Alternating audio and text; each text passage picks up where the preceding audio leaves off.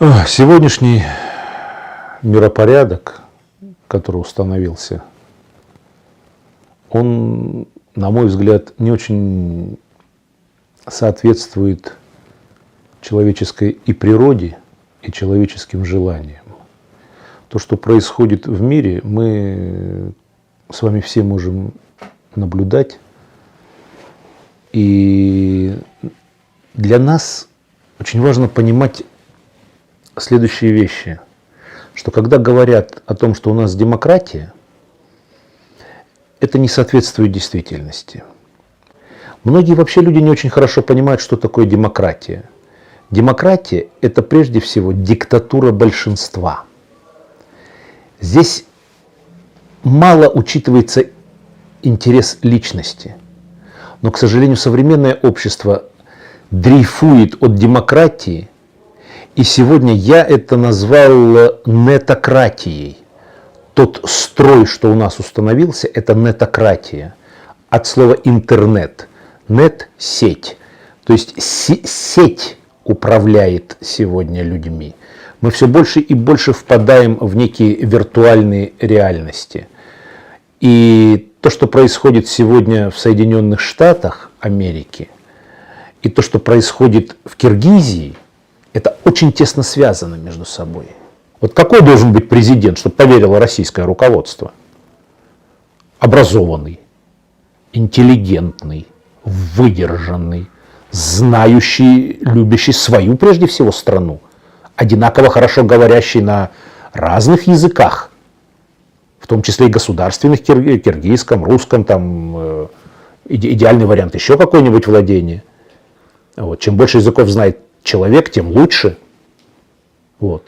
И этот человек должен обязательно, вы понимаете, вот иногда говорят, вот был, я не хочу называть никакие фамилии, но был человек у вас ученый. Он был ученый, он был очень хороший ученый, этот человек. Он был президентом Киргизии, ну, как говорится, постаршее поколение понимает, о ком я говорю. Я имел честь с ним общаться какое-то количество лет тому назад. Это очень хороший человек, но он был ученый. Он не очень хорошо знал, вот как работает эта государственная машина. Поэтому идеальный вариант, чтобы это был и ученый, и знал, как работает государственная машина до того, как станет президентом. Знал, как это все функционирует, какие взаимосвязи, чтобы он мог соединить вот эту вот свою образованность и привнести ее в общество. Выбрав достойного президента, выдержанного, спокойного, который сможет понять национальные интересы, не свои интересы своего кармана, своего клана, а именно национальные интересы. А национальный интерес Киргизии, вы понимаете, вот опять же, сейчас вы меня не поймите, дело не в том, что я там русский, не русский, там москвич, не москвич. Дело в том, что малые этносы, они не могут жить вне большого, крупного государственного объединения. Ну не могут, потому по вышесказанным причинам. Не может 2 миллиона человек прокормить такую армию. И что, кого убрать? Полицию сократить? Учителей разогнать? Больницы не строить? Дороги не нужны? Все это нужно. Все нужно. И налоговые службы нужны, и акиматы нужны. Как управлять-то? Это же все. Все это нужно. И не может один маленький этнос, народ, прокормить это все. Не может. Надо объединяться, надо быть вместе. Вместе это не значит, что быть под кем-то. А сколько лет прошло после развала Советского Союза? 30. И посмотрите, что сделали за 30 лет после войны, и что сделали за 30 лет так называемых нашей с вами независимости. Что в России, что в Киргизии, любую страну берите. Сколько тысяч жизней отдали киргизы за 30 лет после войны, и сколько за 30 лет независимости. И то же самое, сколько тысяч жизней отдали украинцы, белорусы, сколько тысяч молдаване, где Молдавия вообще растворяется. Нам надо вместе объединяться.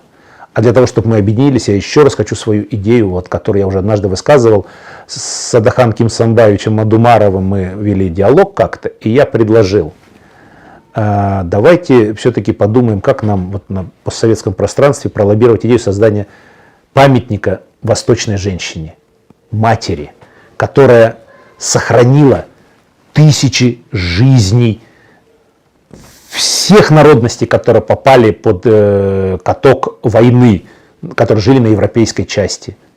Восточные женщины, это киргизские женщины, казахские, ну и так далее, все женщины. Вот надо поставить этот памятник.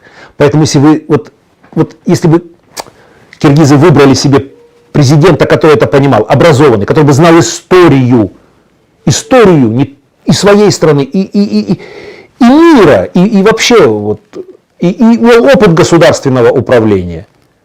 Вот это был бы выбор, конечно, очень правильный. Вот здесь я бы вас, друзья, поддержал и приехал бы к вам в отпуск, и друзей в погонах бы привез, чтобы мы там рыбачили, ловили рыбу, и съездили в горы, грибы пособирали. Грузди киргизские – это что-то.